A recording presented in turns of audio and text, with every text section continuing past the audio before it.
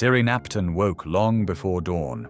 Outside their home in Preston, the November darkness still lingered. She'd been waiting for this day for months, ever since the letter arrived from Place 2BE. Her son Ethan had been nominated for the Young Person Champion Award. She quietly entered her 13-year-old son's room. Ethan was sleeping, arms sprawled wide. How many sleepless nights had she spent listening to him cry after another day at school? How many times had she held his hand when he couldn't explain why his classmates laughed at him? The diagnosis came 3 years ago, when Ethan was 10. Autism and Asperger's syndrome. 2 words that turned their world upside down, but answered 1,000 questions. Why did he struggle so much in the noisy cafeteria? Why didn't he understand other children's jokes? Elementary school became a trial for Ethan. The harassment started quietly. Whispers behind his back, teasing, then open cruelty. The boy who couldn't make eye contact, who covered his ears from loud noises, became an outcast to his classmates. But after the diagnosis, Ethan got into Forward Academy. There, he was understood. And something incredible happened. The boy who once hid from the world began speaking about his experience. He wanted to help other children. That's why today they're traveling to London, to the ceremony at Mansion House, where the Duchess of Cambridge will be. At that same moment in Kensington Palace, Kate Middleton stood before a mirror. She'd chosen a black cocktail dress by Preen. Simple, elegant, respectful of the moment's importance. Kate studied the list of nominees. One story especially caught her attention. A 13-year-old boy from Preston. Ethan Middleton. Autism, Asperger's syndrome, years of harassment. And now he's helping other children. Kate sat on the edge of the bed. She thought about George and Charlotte. What if one day they needed help? That's exactly why she became patron of Place 2BE, because every child deserves to be heard. She looked at her speech notes. Even the most fortunate people can face serious challenges. We all need help from time to time. These words came straight from her heart. Kate took her notebook and wrote down a few thoughts. She wanted to remember every child, because behind each nomination stood a real life, a real struggle. The evening of November 22nd, 2016 brought cold to London. Mansion House glowed with warm light. The Duchess's car stopped at the entrance. Kate stepped out, smoothing her black dress. A crystal belt by Temperley London caught the lamplight softly. She took a deep breath. Inside, families were waiting. Children who'd been through pain. Parents who hadn't given up. Teachers who believed in their students. Every story deserved attention. Every life mattered. Kate entered the grand hall of Mansion House. High ceilings, golden molding, crystal chandeliers. But she wasn't looking at the architecture. She was searching for faces. Children. Parents. First came the speech. Kate stepped onto the stage. She spoke slowly, giving weight to each word. Without the many inspiring people gathered here today, countless children would not have received such transformative support in their schools. She paused, meeting the audience's eyes. Thanks to many of you, children receive help, care, and attention during difficult moments in their lives. Kate felt the weight of these words. She knew, sitting in the hall were those who change children's lives every single day. After the speech, the award ceremony began. Kate presented awards, hugged winners, listened to their stories. Each meeting left a mark on her heart. And then she saw them. A woman with tired but hopeful eyes. Beside her, a thin boy with a guarded look. Ethan Middleton and his mother Siri. Kate approached them. Siri nervously smoothed her hair. Ethan looked away, avoiding direct eye contact. Ethan? Kate called gently. She crouched down to be at his eye level, but didn't demand he meet her gaze. She knew enough about autism to understand. Direct eye contact can be painful. The boy nodded. I read about you. About what you're doing for other children. That's incredibly brave. Ethan was silent for several seconds. Then he began speaking quietly. The words didn't come easily, but he continued. He talked about elementary school, about being pushed in the hallways, how they laughed when he covered his ears, how he didn't understand why everyone was so cruel. Kate listened. She didn't interrupt.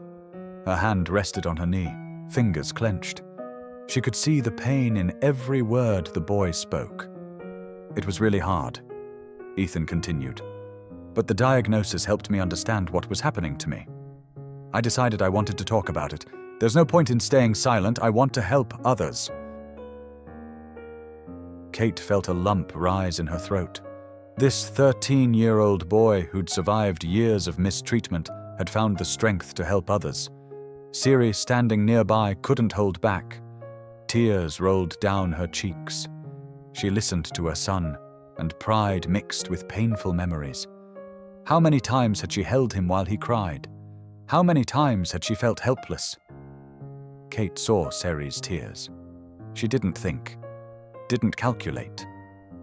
She simply reached out and hugged the woman. I just have to hug you as a mum, Kate said quietly. Siri pressed against her. The embrace lasted only seconds, but held everything. Understanding, support, acknowledgement of pain. Kate pulled back, holding Siri's hands. Their eyes met. You're an incredible mother, and Ethan is an incredible person. This wasn't just a compliment. It was recognition, witness, understanding of what this family had been through. After the ceremony, Kate couldn't forget the meeting. In the car, returning to Kensington Palace, she looked out at nighttime London. Ethan's face stayed before her eyes. Siri's tears. At home, William asked how the evening went. Kate spoke at length about the boy from Preston, how he'd turned his pain into a mission, about the mother who didn't give up. He's 13, Kate repeated. 13, and he's already realized his story can save others. William hugged his wife. He knew meetings like these change her, make her mission even more important. In the following weeks, Kate thought about the Napton family. She asked her team to check how Ethan was doing, to help if needed, to reach out to Place 2BE to make sure the boy was receiving all necessary support. Kate understood. One meeting wouldn't solve all problems, but she could show they were seen, that their story mattered, that they weren't alone. She wrote speeches about children's mental health. Into each one she wove a piece of that evening. Without naming names, but speaking of real children, of real struggles. The stigma around mental health means many children don't get the help they desperately need. This must change. These words she spoke in a video message for the first Children's Mental Health Week. Kate remembered Ethan each time she spoke these phrases. His quiet voice, his determination to help others, his courage to speak about pain. Months passed. Kate continued her work with Place 2BE, visited schools, met with families. Each meeting reminded her of that evening at Mansion House. She launched the Heads Together campaign with William and Harry.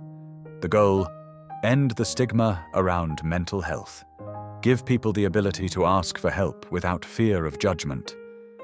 In every interview, every speech, Kate returned to one thought. Children deserve to be heard. Their struggles deserve recognition.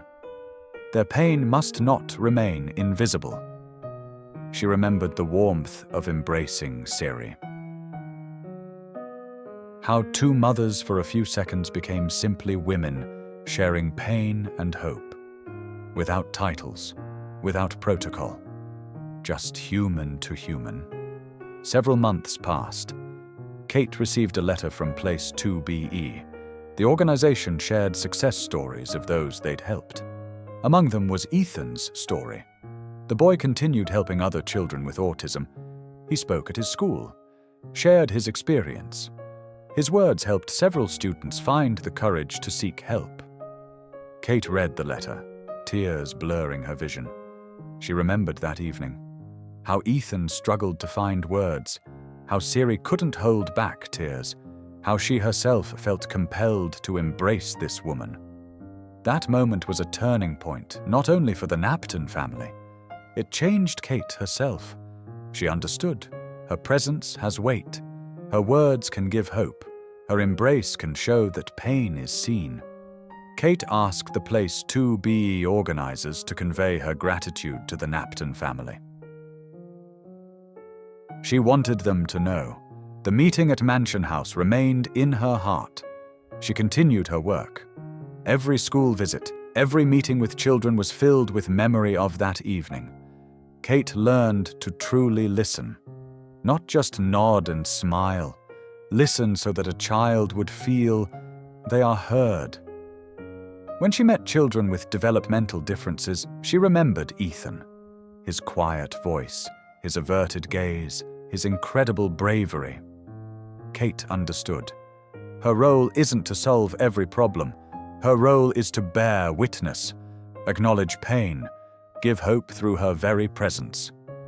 One day she returned to Mansion House for another Place 2BE ceremony. Entering that same hall, she remembered. Here stood Ethan. Here she embraced Siri. Here she understood how important each meeting is. Kate approached that spot, closed her eyes, felt again that warmth, that connection, that need to be present. She opened her eyes and saw other children, other parents, other stories. Each deserved the same attention, the same warmth, the same recognition, and Kate was ready to give it. Years passed. Ethan Napton's story remained one of hundreds of Kate's meetings with families dealing with children's mental health challenges. But it was special. Kate created the Royal Foundation Centre for Early Childhood. Its mission: help parents understand the importance of a child's first years, provide tools to support child development, remove the stigma around mental health issues. In every foundation document, every initiative lived a piece of that evening at Mansion House. Memory of the boy who found strength to speak, of the mother who didn't give up, of the embrace that showed. We're all just people, needing support. Kate continued visiting schools for children with developmental differences. She sat on the floor beside children, drew with them, listened to their stories, and in each child saw Ethan. Once a journalist asked why children's mental health was so important to her. Kate thought carefully. She couldn't tell Ethan's story. Confidentiality was sacred. But she could share the essence, because every child deserves to be heard, because their pain is real, and because, as a mother, I can't imagine a world where children suffer alone. These words were truth, absolute, profound truth. Sari Napton treasured the memory of that evening as her greatest gift. She told Ethan when times were hard, "The Duchess saw your courage. She hugged me and said we're incredible." These words helped her son carry on. Ethan grew up, became more confident, continued helping other children with autism. That meeting with Kate became proof for him. His story matters. His pain is seen. His courage is recognized. Many years later, Kate sat in her office, reviewing foundation reports. Thousands of families received help. Hundreds of schools joined programs. Millions of people learned about the importance of children's mental health. She opened her desk drawer and took out an old photograph. The evening at Mansion House. She in a black dress, beside Sari and Ethan. An archival photo never published. Kate ran her finger over the image. She remembered every detail of that evening. The tremor in Ethan's voice, Siri's tears, the warmth of the embrace, the moment when she understood. Being present is already help.